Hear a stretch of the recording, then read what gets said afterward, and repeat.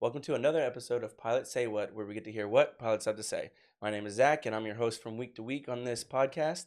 Today, we are talking to Justin. You attend Thrust Flight here, Yes, sir. but outside of that, I'll allow you to maybe introduce yourself if you wouldn't mind. Yeah.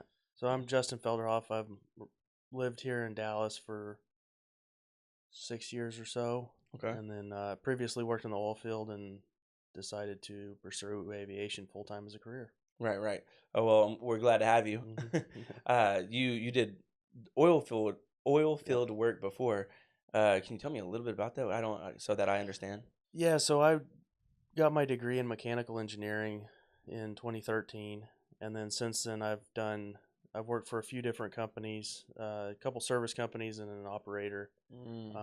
Been laid off a few times, per the usual with everybody in the oil field. Okay, I didn't know that. Yeah, and but all my experience was as an engineer, Mhm. so doing different performance optimization Mm.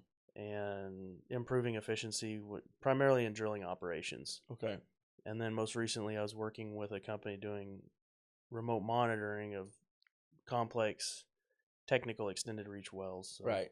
stuff that's mostly sideways. Okay. Gotcha. So it gets pretty technical. Yes. As I would have kind of expect. I'm curious though if was there anything there that transferred over to what you're doing now, as in pilot training? No, I was actually talking with my instructor about that this morning. I think it comes down to attention to detail. Mm-hmm. With engineering work, a lot of it and a lot of the stuff that I was looking for with how to improve efficiencies Mm-hmm. and drilling processes was looking at details. And Mm-hmm. aviation is very much about the details, where you have to do things precisely and pay attention to little things Yeah. to be successful and to fly the airplane safely. Right.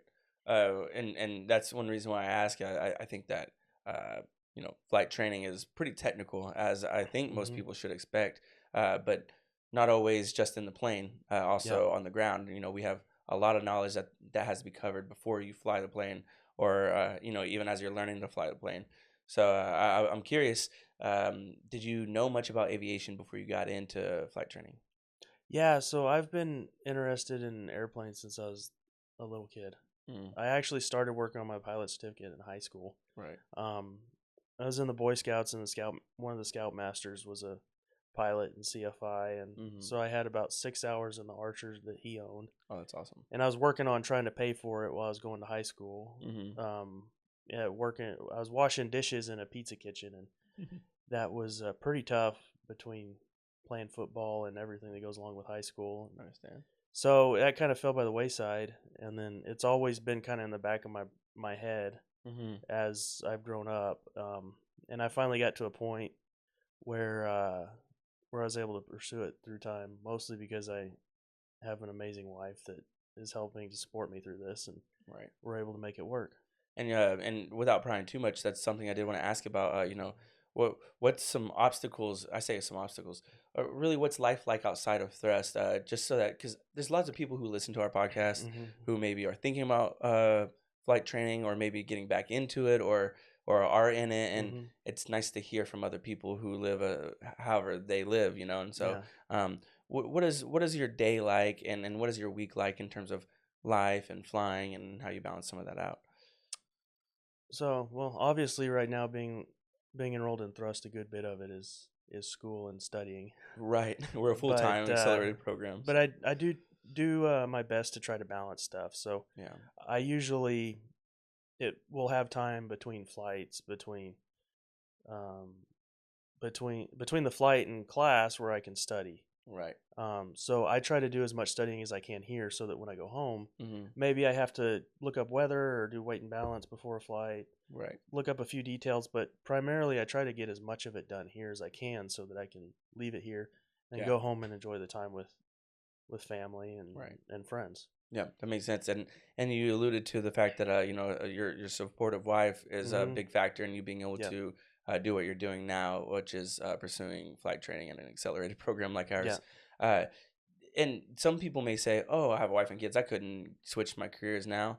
But it sounds like that's something you've done. You switched a career Yeah. when already having a wife. I don't know if you have children, but I do. No Yeah. kids right now, Oh, so that does make things a lot easier. yeah, that, and then, exactly. So, but from your perspective, what is it that how does having a supportive partner help in the situation?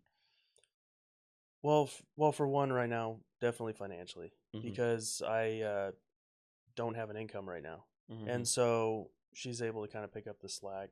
Mm-hmm. But then also just having a teammate that can kind of spur you on Yeah. when things are tough. It's really nice. And that's an underestimated type of Hmm. support, I think.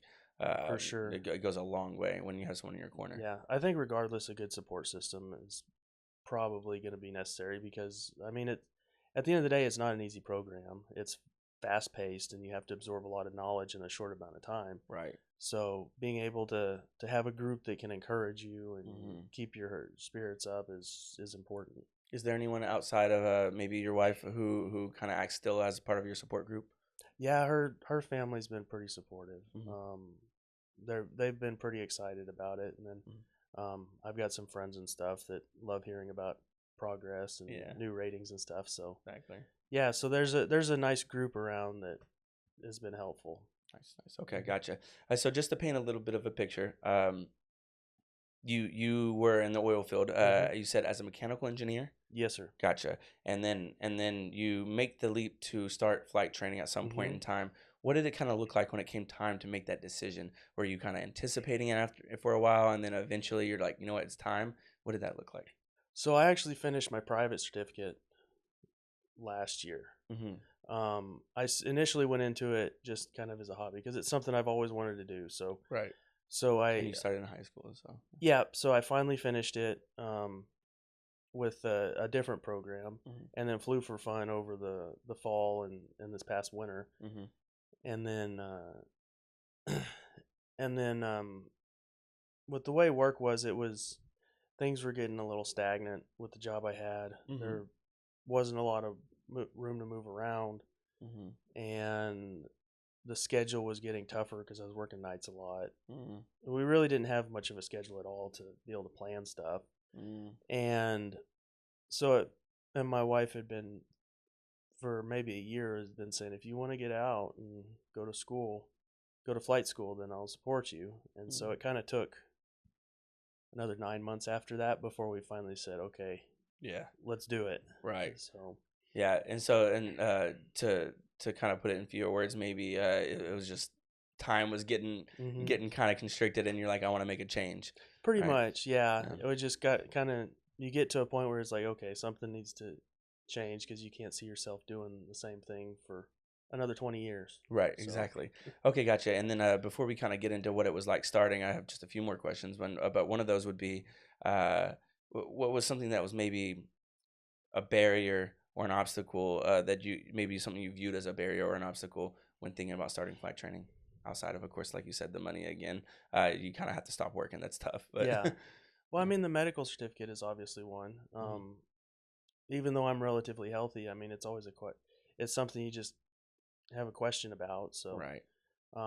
but in the end, that ended up not being that big of a deal, anyways. Even though Right. I'm over 35 now and have to do an EKG when I go in to get my first class. Right. You So, have to do it a little extra steps or two. Right. exactly. But Yeah. it wasn't a big deal. And then, so once I got that sorted out, it didn't seem like there was much issue with it, Hmm. especially since I already had my private and I Right. knew that I could do it.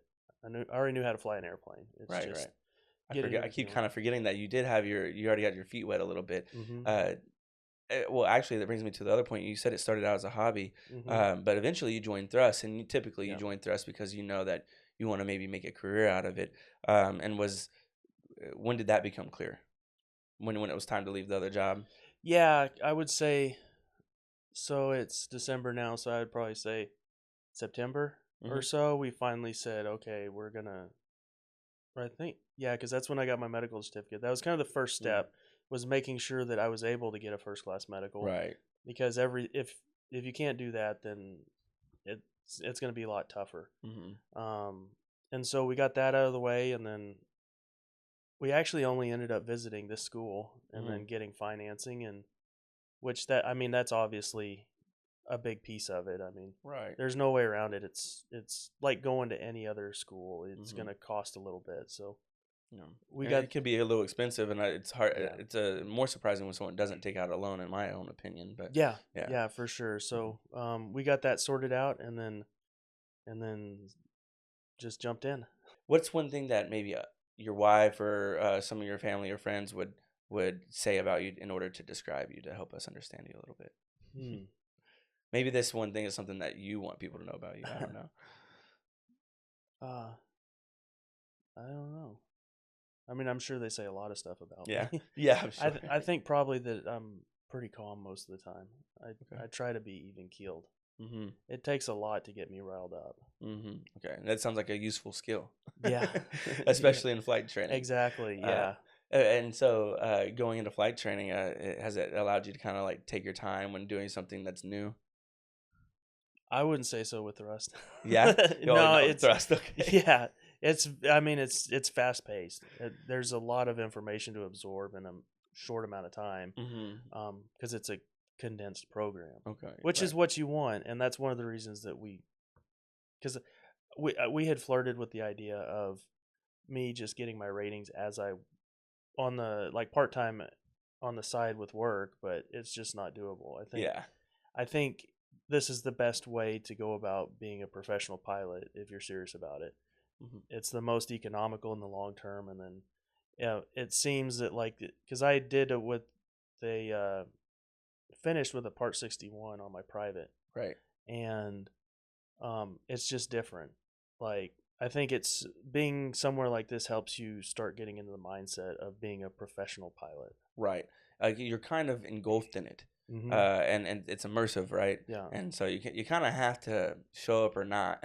Yeah. There's really not a lot of wiggle room to not show up at 100%, Exactly. 110%. And then like with So the dress code and grooming standards and all that, you start understanding what it's like to be a professional, right. which I can see beneficial because there's a lot of younger kids coming straight out of high school that are Hmm. living on their own and being in a professional type environment for the first time. Right.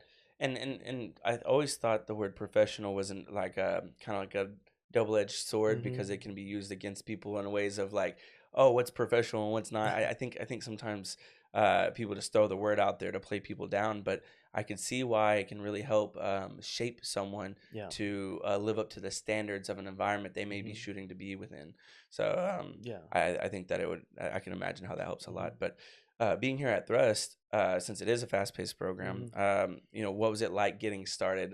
You started with your instrument. Yeah. What was it like your first week or two? So I had already taken my written exam Hmm. because I started working on my instrument at the beginning of the year with another school or with a Part 61 program. So I had that done already, which was nice. Um, but it was still an adjustment getting used to Hmm. the fast pace because there's classes every day.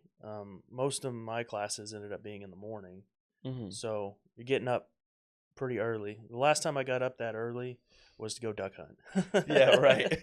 And you So haven't had to get up other than that. yeah, Yeah, exactly. So and because we live about 30, 40 minutes away, and so right. it takes a little bit because like you said, you have to get up, do a little bit of planning for the flight, and Hmm. then get to school so that you have time to pre-flight and Yeah. check in with the instructor. There's no last minute getting up and getting ready kind Exactly. of thing. Yeah, you can't roll out of bed and go fly. Yeah. Or it'd be nice, but it's Yeah, not that simple. Yeah. exactly. So that was a bit of an adjustment, but after a few weeks, I mean, it started to feel more like a routine and definitely more doable. Right. So Right. kind of once everything's settled out, it's all been working out pretty good. Right. And so today we're here obviously for this episode of Pilot Hmm. Say What. But uh we're right off to the side of the campus. Hmm. So did you have a schedule today? What did that kind of look like? Yeah. So this morning, my instructor and I did a long cross country flight Hmm. to College Station and back, Hmm. and so it was per the rules. It has to be 2 hours at night, 2 hours a day. So we left Okay. at 5 o'clock this morning, Hmm. and then got back at 9, I and see. then had chance to once we got back had chance to go get breakfast and rest for a little bit, and then here talking with you, Yeah. and then I got Yeah. class this evening at 5. Oh wow, it's been a So long day. it's been a long day for But you were sure. able to get both your cross country, like all your cross country stuff knocked out in terms of Yep. hours, because you went before the sun was up and then came back with the sun up, right? Exactly. So it was a good use of time because Hmm. we got that requirement just done with, Hmm. and then we'll do one more cross country, the long 250-mile one, Hmm. and then but it was good. Yeah. It was also nice coming from instrument and being able to look outside the airplane. Right, and actually be able to like use your eyes and your sight Yep. picture a little bit more. I'm sure that's refreshing. Yeah. A lot of people say that. So you're going into commercial now, Yes, sir. or you're in commercial now. Hmm. Gotcha. I'm wondering what are some of the adjustments coming from instrument to commercial, because a lot of people say that it is actually a little bit difficult to break some of the new habits you just formed in instrument and look outside the plane again. Yeah. Um, it I haven't really noticed that one. I mean, Hmm. I could definitely see because you're so used to just looking at the airplane. Yeah. Um, I think it's just getting back into the groove with all of the VFR and ground reference maneuvers that you Hmm. have to do. Hmm. Because the biggest thing with instrument is learning the procedures to fly all of the published procedures and to follow instructions. Whereas Right. the commercial, at least from the flight portion I've done so far, is it's dusting off all of that stuff and being able to be precise with your landings and Hmm. ground reference maneuvers and stuff like that. Right. And so, I mean, now that you are going into your instrument, you've had a number of flight hours under your Hmm. belt at this point. Has there been anything that was kind of stood out to you as a kind of maybe it's a reoccurring difficulty? Maybe there's like a certain topic, or maybe there's a particular maneuver. Is there anything that was more difficult than the rest for you? I know landings have been kind of something that take constant work for me. It seems like Mm-hmm. getting used to just making sure that I'm consistent with everything and the way Right. that it works. Right. That's one thing that it takes me a bit. And Mm-hmm. like you said, I'm almost at 160 hours or something like that. Right. So I'm sure it's one of those things. It's a constant work in progress. Exactly. And then I mean, I'm sure if a pilot that even with just I'm sure just a CFI with maybe Hmm. even only 2,000 flight hours would hear 160 and be like, it's fine. Yeah. You know what I mean? You still have plenty of Yeah. landings to go through. Exactly. So that's great. Is there anything that have you had any unlock moments maybe when it comes to landings and be like, oh, I wish I would have been doing that earlier on? Yeah. I mean, the big one is just looking down the runway at the end. I've heard that a lot of times. Yeah. So I'm not a pilot. Just Yeah. to refresh our audience one more time too. I'm not a pilot. I don't fly. I just have lots of conversations with pilots Yeah. at this point. I've heard that one a lot. I feel like if I, were to start flight training, I'm gonna be like, at some point I'm gonna have to apply the look down the runway piece of advice. So, Yeah. Yeah, um, exactly. So, but yeah, it's I think that, and then but instrument has been helpful because you learn how to be more precise because like I say you're given an instruction for airspeed, heading okay. and altitude and everything, and you Mhm. have to do what they say, and so Right. you learn to be precise. Mm. And so that part has been helpful. Mm. And so that starts at the approach though, right? I mean, can you describe how that's been helpful? Just a little Through bit more. through the entire flight process. Okay. Because to me being able to fly an instrument approach and any of the procedures is about precision, Mm-hmm. being able to be at your altitude, on your heading, at the proper air at your Right. airspeed. And so and then like with like flying an approach to land, like you're targeting 90 knots Mm. exactly. And Mhm. so everywhere it's about following the procedures and knowing what to do and when, but it's Right. also about being precise with everything. Right, and it's like it takes an ability to do those Mhm. things too. It's not as so simple as like, okay, turn your speed up to 90 or turn it down to 90. Exactly. Let's turn, move your elevation. Yeah. It has to be achieved, and each one affects another, right? If you Yep. get to an altitude too quickly, then it'll adjust your speed. Yeah, exactly. What If would you you call it again? My bad, not speed. 90. airspeed. There you go, airspeed. I was Yeah. looking for airspeed. Anyways, uh, yeah, it's not so simple. So Mhm. I guess my question would be, can you talk a little bit more about the technique that goes into it? How do you find that balance of getting hitting all your marks? I think practice. Hmm. Yeah, That's the biggest thing.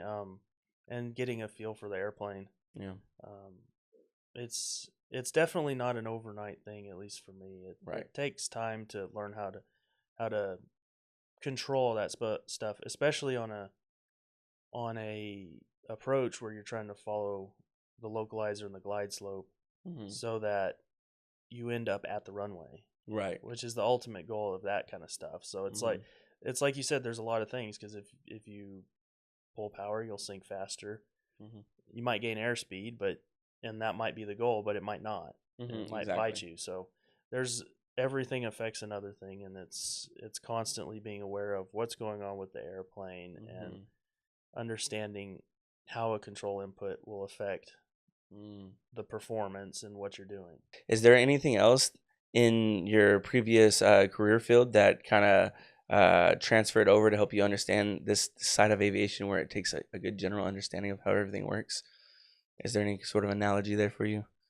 Yeah, I mean, even outside of, I mean, obviously the mechanical knowledge has helped, Hmm. and then just my interest in stuff with motors has been helpful Okay. too. Okay. Because a big part of learning about flying is learning the systems that you use in the airplane, and so that's made. I think it's made it easier to grasp all that stuff Right. because I Right. have a technical background, anyways. So when we Hmm. talk about the airplane systems and that type of stuff, or the physics that go along with making the airplane work, then it's Right. easier to pick up. At least in my case. Yeah. Yeah. I can imagine Hmm. that. Anyways.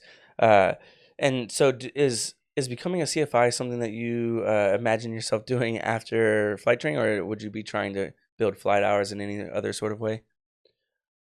Wasn't something that I necessarily thought about before I started here, Hmm. but especially with the way everything is now and the more research I did into it, it seems like that's the best way to go about building time. Hmm. And so, even in my job, it's in one of my previous roles, I did a lot of teaching, so I think that'll probably be helpful. Mm. Um, and it'll be nice to pass on some of the stuff that I've learned. Right. Hmm. Yeah. And so is that something that uh that you'll be, I mean, is that, so that sounds like it's the plan at this point, Hmm. right? Uh is there anything about that that you kind of are excited about, or is there any rating that you're hoping to kind of work with the most? I know you're still in your commercial, Yeah. but I just didn't know if you anticipated any of those things.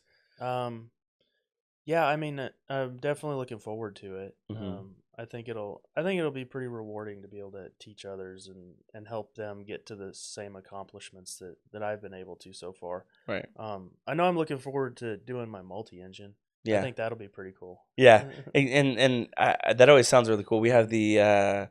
the Piper Seminole, Yeah. for the listeners who may not know that. But Hmm. have you gotten to fly in it at all yet, backseat or No, anything? not yet. Yeah, So that'll be interesting. Something with two motors and wheels that go up. exactly. Do you know much about the do you know much about the rating, or about the Seminole at this point? I haven't looked into it a whole awful lot yet. Hmm. Um, I've been I've had plenty enough other stuff to Exactly. study on. Getting ahead, looking ahead isn't necessarily Yeah, the easiest thing when you're in the thick of it. Yeah. exactly. I was just curious because I haven't talked to as many people. I haven't talked to many of our pilots about Hmm. the differences with flying the Seminole, and so Yeah. I got to take a trip in one of them down to Oh, Conroe, cool. our other location. So that was nice, but uh, I don't understand what the differences are in terms of the, your flows and your checklists. Yeah. So I was very curious about that, and I don't know what maneuvers y'all do either. I think I watched some of the footage that we capture where people Hmm. do the note turn off both engines. Oh, yeah. So that looks kind of fun. Yeah. Yeah, Yeah. I'm looking forward to that one. yeah, yeah. Is there anything in career wise that you're kind of aiming for? Whether it be, maybe being located anywhere particular, or a certain airline, or maybe charter or something like that. Um, Eventually, I'd like to get to the airlines, and I mean, obviously, since we live here in Dallas, there's several of the majors that have hubs here. So Right. I'd like to be able to stay here because we have family and Hmm. this is kind of where home is. So Right. that's kind of the goal eventually. Is not necessarily picky about which airline. Hmm. I have a good friend that works for Southwest, and Hmm. he's a pilot for them. Right. He's kind of one of them that instigated this whole thing. Yeah. I got started working on my private, and he's like, "Man, you got to think about a career change." Right. And so it took me a year after he told me that, but Yeah. that's the way I'm going. So it would be cool to be able to fly with him eventually. Oh, that would be really cool. Yeah, I mean, I hope that works out. It's a it turns into a small world it eventually, I does. hear. But Yeah, you run into each other and you're like, hey, I know you. Or people are like, yeah, you went to Thrust, right? So, yeah. um, if you zoom out a little bit, Mhm. you've kind of really gotten into your journey here in flight training, and maybe it was a long time coming, something you anticipated Mhm. for a little while. What's something you said you were always interested though? What made you so interested in the first place? Was it the planes? I mean, can you kind of tell me a little more about that? Yeah, I think I've just like planes are just cool. And Exactly. I remember when I was real little, we used to live out in Midland, and they have the commemorative Air Force Hmm. wing out there. And I remember just very faintly, because I was like 5 maybe, Yeah. going to air shows and stuff, and that might have been what kind of got the hook in me. So, I and hear people say that. yeah, and so ever since then, I've just liked airplanes. I mean, I Hmm. built scale models and stuff as a kid, and Right. I still do. I picked it back up during COVID, and so Yeah. It's a good time to do it. yeah, exactly. So it's just something that I've always been interested in. Right. And then you finally get to do it. So I mean, Yeah, I don't know. I don't want to make it too grandiose or anything like that, but I mean, it's kind of like a dream thing. It sounds it like you're is. you're finally doing. Yeah, Yeah. yeah. I feel like it's something I've wanted to do for a long time. Right. And like I even kept my logbook from high school, and that's the one I've been using, even though it's looking a little worse for wear. It's Oh, got my tells more of a story there. exactly. It's a conversation starter at this point. Exactly. When people see your flight book, your logbook, do they ask about it? Yeah, because it got wet Mm-hmm. and in a basement that flooded, but Mm. it managed to salvage it. So everybody asked, like, what happened to this? Yeah, no, it's pretty cool. There's a whole Yeah. story there. Yep. That'll be nice to have one day on. I can only imagine having my whole my original logbook from Hmm. training, like maybe deeper down into the career. Yeah. So, but being able to look back and think about what it is that you really liked about, flying or planes, is that still kind of hold true now? And has that shifted at all? Like what it is that you attracted you in the first place? Yeah. Yeah, and how Yeah. so? I think it's all been the same. It's just, and now it's kind of shifted a little bit, because now it's like actually possible. So like you watch Mm, Instagram videos, like especially with the new Ray-Ban glasses, you see yeah. a bunch of POV cockpit videos of people flying Airbuses and Boeings and stuff, and like Mm-hmm. you see that, and like used to be like, oh, that'd be cool, but I'm like, oh, that could be my job one day. Right, it seems tangible even. Yeah, And do you think that's just because you started and that's what kinda makes it seem more possible or I just because think the so. content? Yeah, Yeah. well, yeah, I think it's the fact that I was like, I took the leap, and it's like, oh, now this is actually real. Yeah, that's really awesome. Hmm. When I was younger, Hmm. I didn't understand how an airline pilot became an airline pilot. I thought Hmm. maybe you had to go to the military to learn to fly a plane or Yeah. something like that. When did you first understand that you could pay someone to teach you how to fly a plane? Well, military was something that I looked at in high school, but Mhm. that ended up just going to college and getting a degree. Mhm. But it wasn't up until, oh, I guess up until a couple years ago when I got started in it, and I just started calling flight schools. And ended up finding one that I Right. started with. Um, but then even still, like even at that point, it didn't seem like it was a as much of a career as it. You couldn't make it as much of a career as I thought, until Yeah. like my neighbor who we're friends with that I mentioned that worked at Southwest. Right. Um, we talked about it, and then I'm like, oh, this is actually way better than what I thought it would be. Right. Hmm. Right. You mentioned that you did go to college. Hmm. When you were making the decision of where you'd like to go to college, did you ever consider looking into flight training around that time a bit more, or did you consider any other alternatives? Um, I don't even remember whether or not there were as many aviation programs back then, because Mm, I went started college in 2008, and okay. I'm sure there were some, but I don't remember Mm, that being a big selling point. right.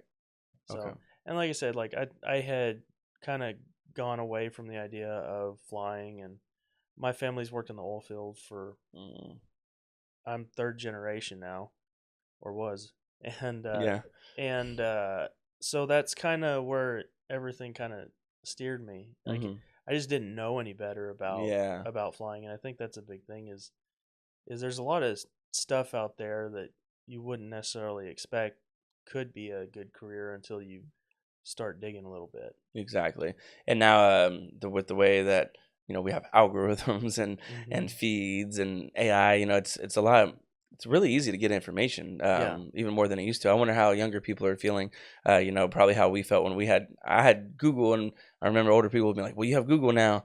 You don't have to go to the library or whatever." And I'm like, Yeah. "Yeah, but Google's a mess." And then I wonder how younger people feel trying to do research. I can say that I can do research much more efficiently than when I Yeah. was younger. At this point, it's probably information overload. Absolutely. It's more about like how do I choose what to look into. Yep.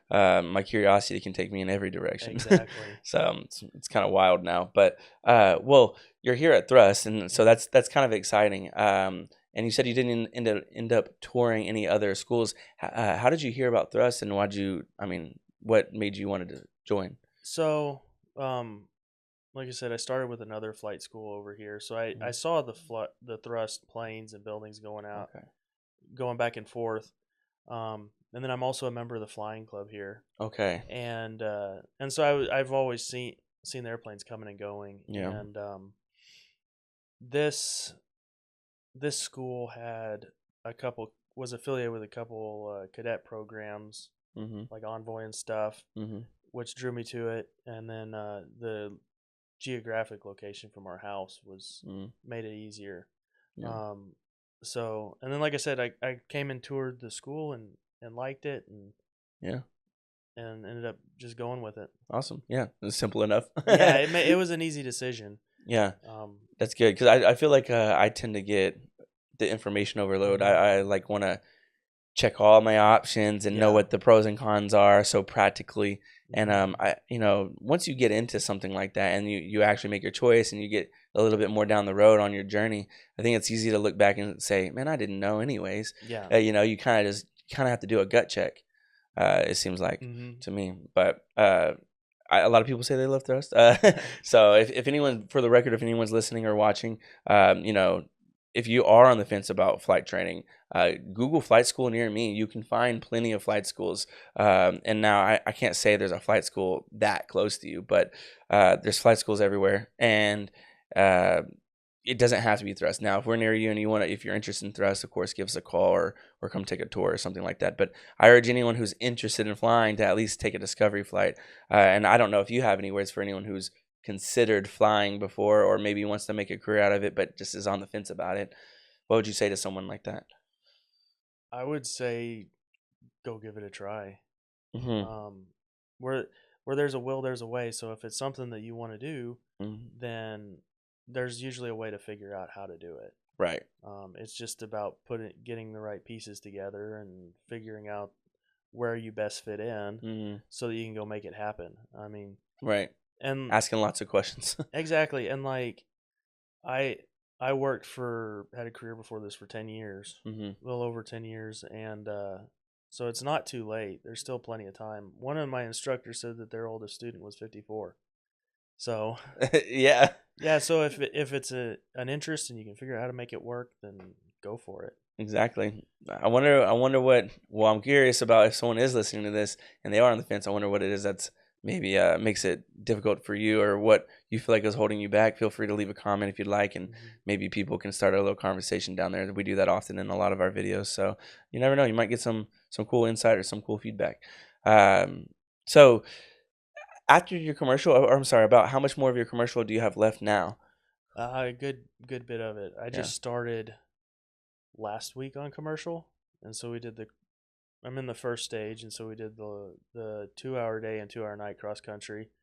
Um, have some more maneuvers to learn, and then the long cross country. So I've got a good ways to go on Yeah. commercial. Okay, yeah, there's still quite a bit of work to get done. Yeah, Gotcha. Okay, well, I hope it goes well and moves yeah, along quickly for you, and that you find it to be a smooth process yeah. while still learning as much as you can. But I guess at this point, I would like to ask if you have any advice for any current students who are maybe either in their private instrument or commercial. And I say that because it's a difficult thing. Mhm. Maybe students who are in a quick paced program, maybe they're feeling like they're not getting the attention they need, or maybe there's a certain subject they're struggling with the most. I'm just curious if you have any general advice that you wish you would have heard when you started. I would say just don't be afraid to ask questions. If Hmm. there's something you don't understand or not quite grasping, like there's plenty of people around and everybody's working towards the same thing. Right. Like we're all learning about airplanes and how to fly them and stuff. And Right. so, and everyone that I've run into, at least here at Thrust, has been super helpful. And so there's somebody that was be willing to answer your question and be able to give you a good answer to what you're doing. Right. Um, so that's what I would recommend. And yeah, just don't be afraid to ask questions. Yeah, I think that goes a long way. I'm a Hmm. question asker, obviously, Yeah. and here I am. But I like to ask a lot of questions, and hopefully, whatever program you're in has you have a main CFI that you can kind of go to and really go into depth over things with. And if not, I've heard a lot of people find their own resources through Facebook groups, Yep. flying clubs. Even just watching lots of YouTube videos, listening to ATC, Yeah. but you should have some sort of contact that you feel comfortable going into depth about flight training with. So, I don't know. Are you in any online groups or anything like that you've participated in? Yeah, there's a couple Facebook groups that I'm in. Hmm. Obviously, YouTube. It's like you said earlier. There's tons of information out there, and Right. so, um, and that has been one of the nice things about the internet is there's a lot more of a community. So you have Hmm. an even larger reach where you can. There's people in Facebook groups that have been like I saw a post about a guy that he was an 11,000 hour airline pilot, Mm. and so you can get those perspectives too on some of the like forums like Reddit and Facebook and stuff like that. Right. So there's tons of different perspectives out there.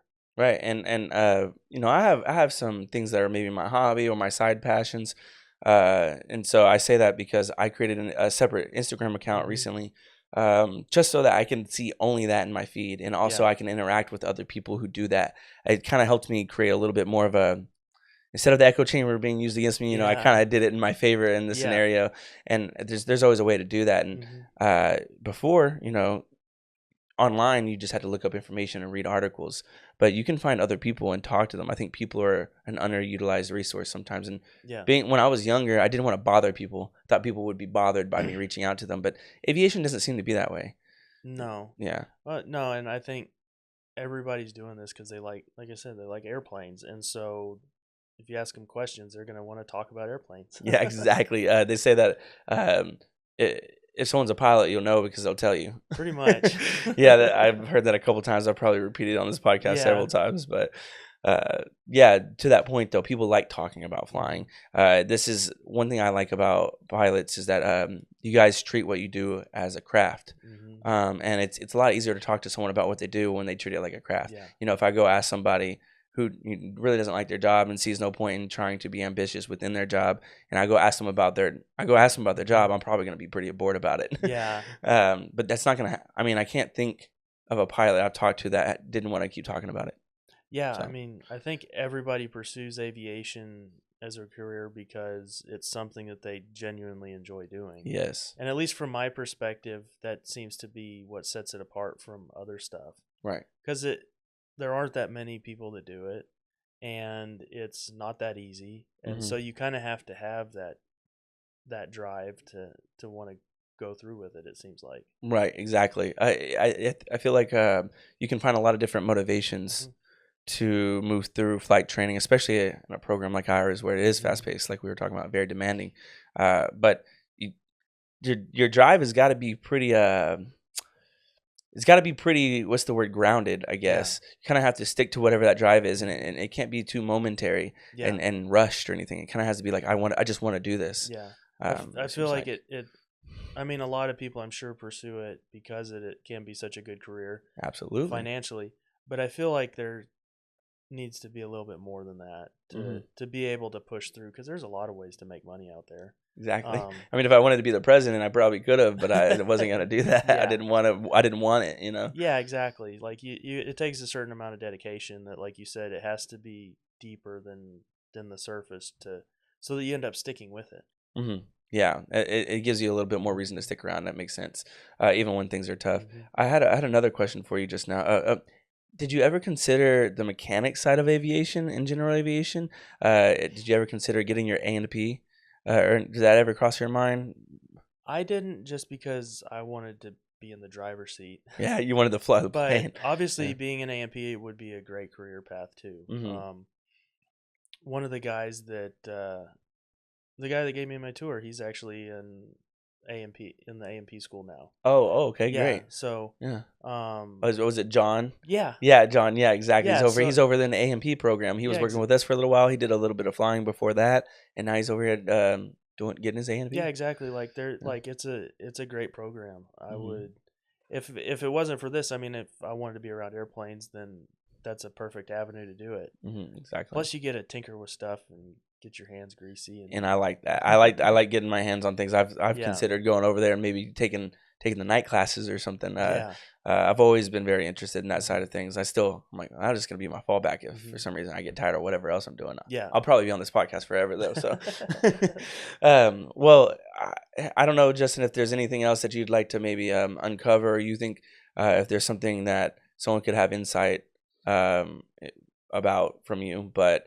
I mean, I think I've asked you about all I would think to ask for now Yeah. in a short period of time. Yeah. I guess it maybe just for my advice, general career advice for people would be to, because there's a lot of college degrees out there, and Right. the biggest thing that I would say to do is to get something that requires a certificate or a license, something that says a group has found you competent and capable to Yes. do a certain type of work, whether it's nursing, aviation, welding, whatever. Hmm. And I think that will set you apart long term. And I couldn't agree more. And it makes me want to ask you a follow up question, as in, what is it? What is it about what you just said that would set people apart? Because as opposed to something like a degree, like Well, your standard so degree. even as an engineer, like I have a lot of technical training and stuff, but Mm-hmm. to me, college is basically, it basically comes down to, it teaches you how to learn and think and stuff, and it's definitely useful, Mm-hmm. but it doesn't necessarily say I can do this. Right. And college isn't for everyone either. Like if you go get a welding certificate, that's just as good too, or a Yeah. plumbing become a journeyman plumber. Like Right. Plumbers are in right now. exactly. Like I mean, there's money to be made there there's all too. sorts of stuff, but if you Yeah. can get a certificate or a license or something that says I can do this, Right. then there's it's going to be for something that people will always need. Yeah, and I think there's a lot of sentiment about that right now. With we operate quite a bit more like a trade school, Hmm. obviously. For sure. But I say that because when I was younger, and I don't know if other young people are feeling this Hmm. way or not now, right? I mean, Hmm. but when I was a little bit younger, it was really easy to feel like I didn't understand the purpose of college. I'm like, what am I Yeah. really getting out of it? I really couldn't understand it. Hmm. And in hindsight, I can see it now, right? You're getting in around like-minded individuals who Yeah. may be interested in the same things you are, who may be understanding the industries that you're interested in a little Hmm. bit better than you could share. Maybe they have connections you need, and you're talking about it and you're learning. You're Yeah. actually learning. It's a lot of Hmm. knowledge thing, but you're typically not coming out with very many skills. Yeah. There's not a lot of skills they're teaching you, which Yeah. is, you might get soft skills, right? How to be professional, how to communicate, how to Yeah. study, and how to use systems, Hmm. how to manage your time, like all those things. I think college is great for, Hmm. and how to maneuver in industry, right? Like by the Yeah. time you get out, you can think to yourself, have Yeah. I connected with anyone doing those sorts of skills. But to your point, when it comes to monetizing your time, Hmm. I mean, a skill is, everyone needs a skill. Yeah. Uh, and I just wanted to really drive. I really like what you said, so I really wanted to Yeah. give an opportunity to drive that home. That's all. Yeah. Yeah. And college is definitely very useful, especially for like if you want to go into engineering or be a doctor or a lawyer, Hmm. stuff like that's the way that you have to do it. Absolutely. Um, but I think being specialized to where you can say I can do this, Hmm. and people have said that I'm competent to do this, Right. then I think it goes a lot further than just a degree by itself. Right. Right. Maybe it's the safety net that I would have imagined college to have been, Hmm. when college is really higher education and there's a Exactly. lot to learn. Hmm. So, well, anyways, thank you for allowing me to double down on your point. Of But course. I think we've kind of gotten to the end of our conversation for Yeah. now. I'd like to hear more from you as you move through your journey, because For sure. it seems like there's going to be some cool twists and turns, I guess, coming up. Yeah. I want to know how it goes once you get to multi. Yeah. So again, thank you, Absolutely. Justin, for your Yeah. time. Thank you. Thank you for joining us on this episode of Pilots Say What, where we get to hear what pilots have to say. My name is Zach. Once again, I host this podcast once a week on Apple Music, Spotify, and YouTube. So if you're listening on any of these platforms, ratings, liking, commenting, subscribing, that always helps more listeners find our podcast. Again, thank you for listening. And if you're interested in thrust flight, give us a call or visit thrustflight.com. Until next time, see you guys later.